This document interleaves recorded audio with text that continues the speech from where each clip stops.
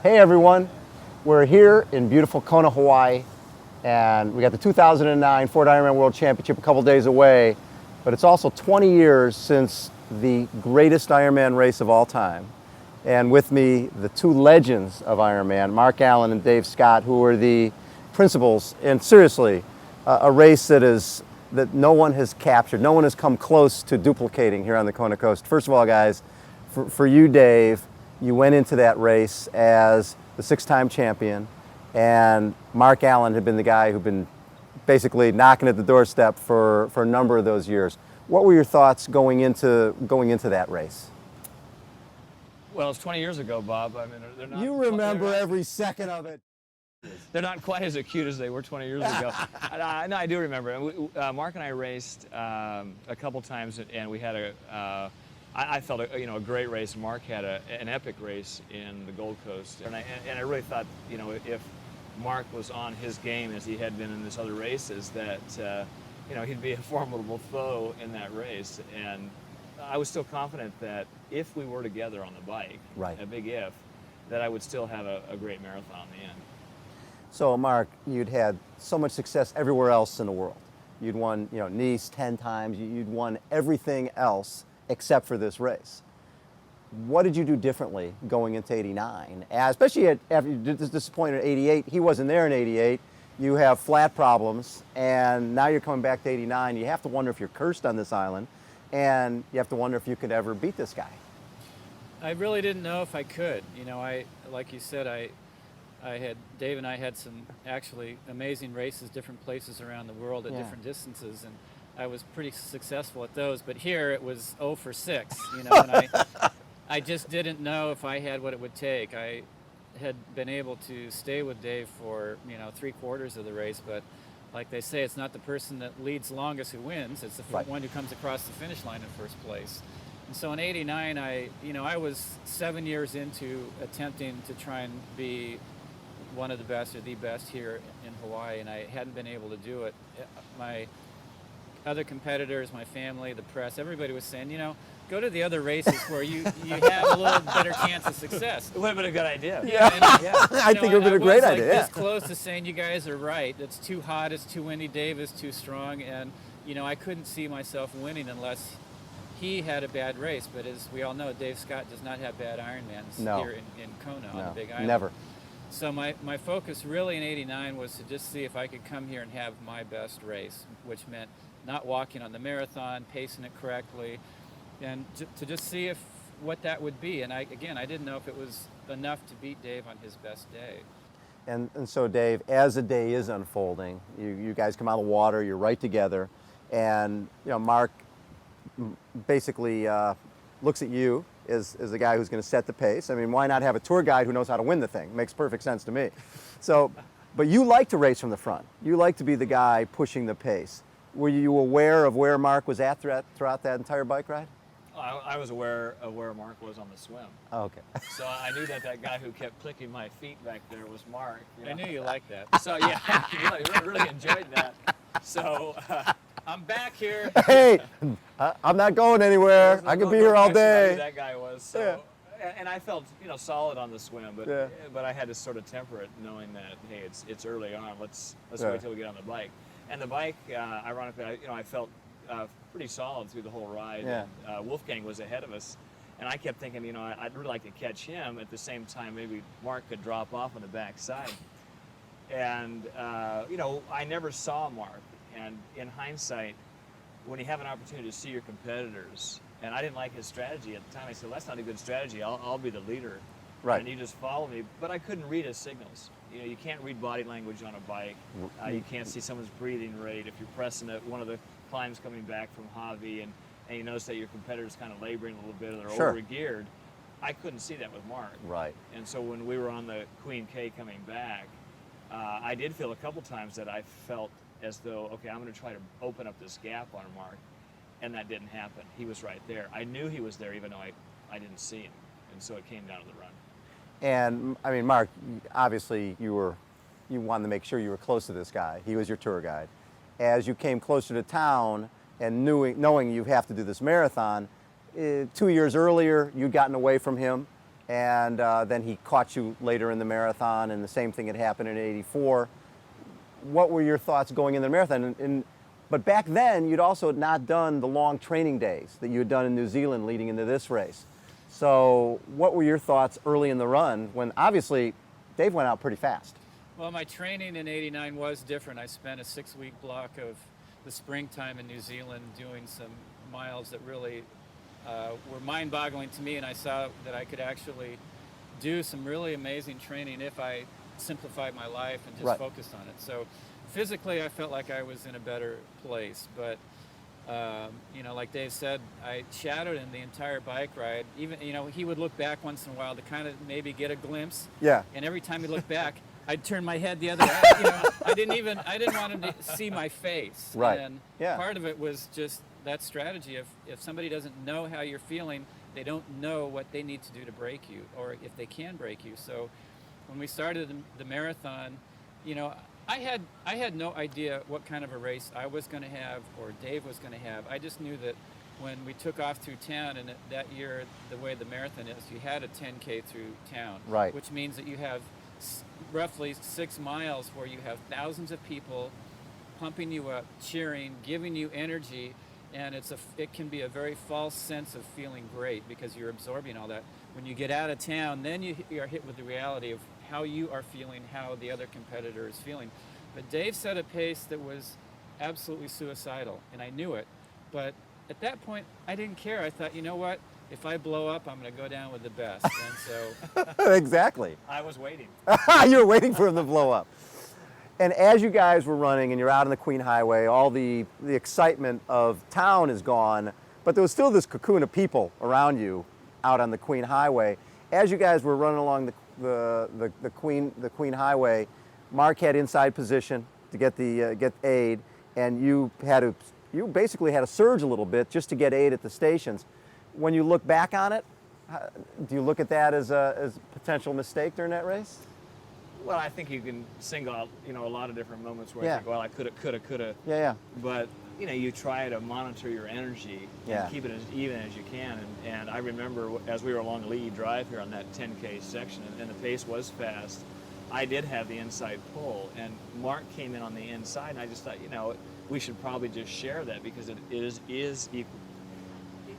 easier to get a Sure. you know, an easy pass if you're on that inside. Right. And so we maintained that position, and I just realized, you know, for me to get a couple glasses of fluid replacement drink, I had to drop back, and I, you know, would kind of surge back up each time, and I didn't really think twice about it. But I did recognize it when I felt the gun went off, and that was at 16 miles. We used to run beyond the airport, so we had 10 miles basically to come back in. And I said, when we come around this turn, I'm going to be on the inside.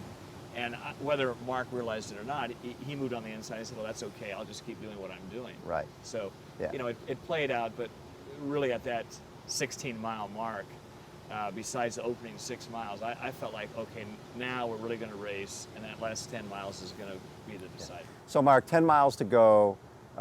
Your dream is to win this race. Your legacy as a triathlete needs one more item, and it's to win this race. That last 10 miles, what was going through your mind in terms of, did you have an idea of where you wanted to make a move? well, at that point, I had shifted into, you know, kind of a very different mindset and reality. I had I had made a connection with an Indian tradition from Mexico that enables you to really draw strength from the land where you're at. And I was seeing the Big Island as a paradise and not as a hell like I had the other years. And I was really, at that point, grateful to just be racing with the best guy in the sport. I mean, we were side by side. We're on the Queen K Highway. That we have the entire road to ourselves, and we keep bumping into each other because neither of us wanted to give the other one an inch. Right. And like Dave said, you know, when we made the turn with 10 miles to go, it felt like the race started. The gun went off, and now this is it. We were on a pace that was going to set a world's record. Dave was either going to win his 7th Ironman or potentially me my first.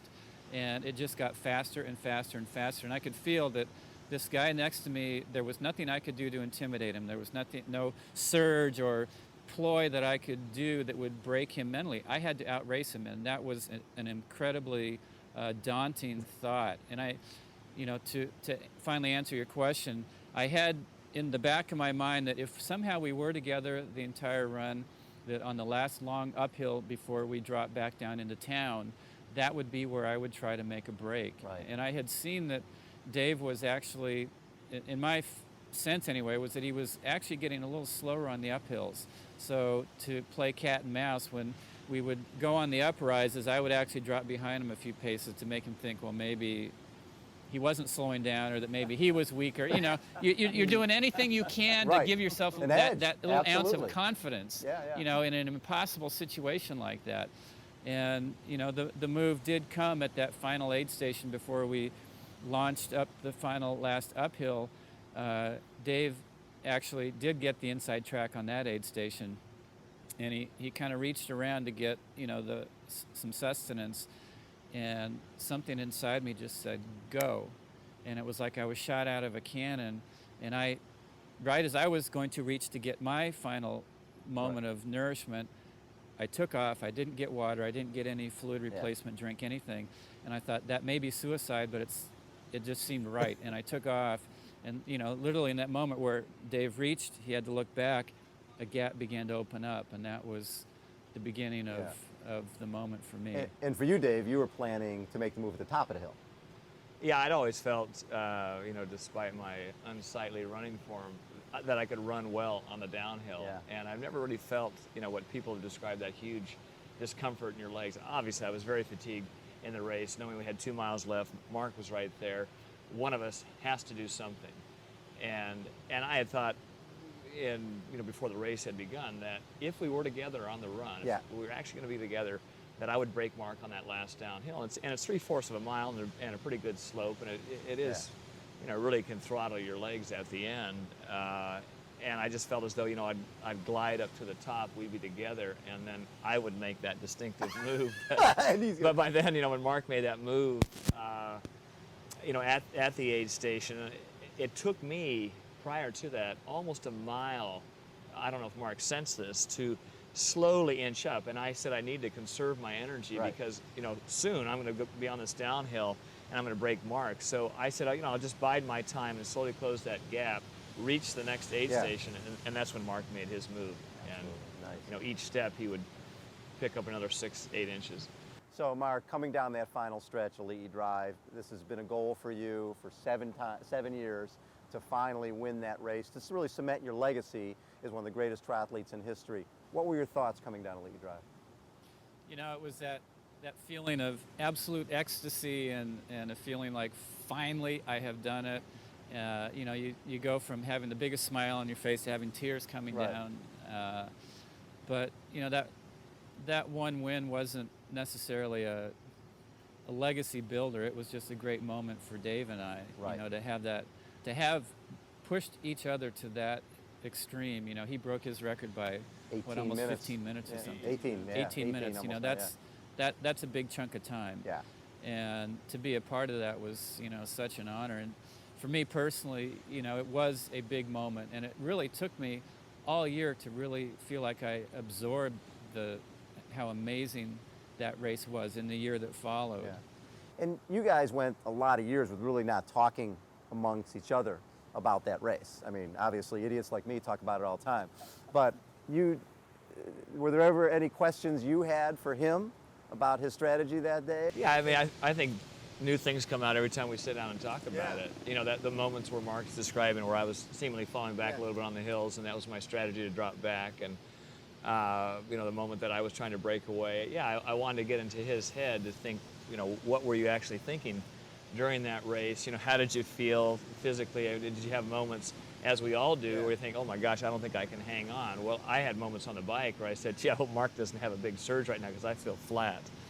And there were sections, certainly on the run, where I felt, extremely fatigued, and I thought, I'm not as easy or as fluid as I'd like to be. I hope Mark is feeling the same. Well, your physiology doesn't match up perfectly like that. And mentally, you go through those flat periods where you want to try to resurrect that very strong feeling. So for you, at that point, because I know you don't race with a watch, I don't know how aware you were, how how fast the two of you were going. But you're coming down a lead drive. Obviously, you want to win. You knew it was a great race. You had to be disappointed. But at the same time, how long did it take you to sort of savor the fact that this was probably the greatest race in triathlon history? Well, I think like Mark, you know, when you're at the moment and you're racing, and we had a kind of a big envelope, this big entourage that was following us in. I think people recognize that, you know, during that race, you know, here it is. It was built as the, you know, Mark and Dave show, and this is going to be the year. Well, the irony is that it turned out to be, you know, a great race. And when I finished that race, I mean, I think just a huge wave of disappointment. I mean, we were that close. Right. Mark beat me on a fabulous day. I couldn't have gone any harder. Right. You know, I did what I could do, and he beat me on that day. So, you know, to recognize that and realize, yeah, I wasn't even thinking I could have won 7. It was really just about that day of bringing out my best effort. And oh my gosh, you know, some guy beat me on that day. So it didn't really hit until, you know, I'd say months later. I mean, the cool thing is to beat the best guy on his best ever day. And to both be involved with something that 20 years later we're still talking about because it was such a legendary day. And not just in triathlon, but in all of endurance sports. Thanks, guys, for taking some time. Welcome. Our pleasure. All right. You know, it's not often you have an opportunity to talk to two of the legends of the sport of triathlon about the greatest day in Ironman history. It was called IronWar. It was 20 years ago this week. And Dave Scott and Mark Allen changed the face of triathlon forever.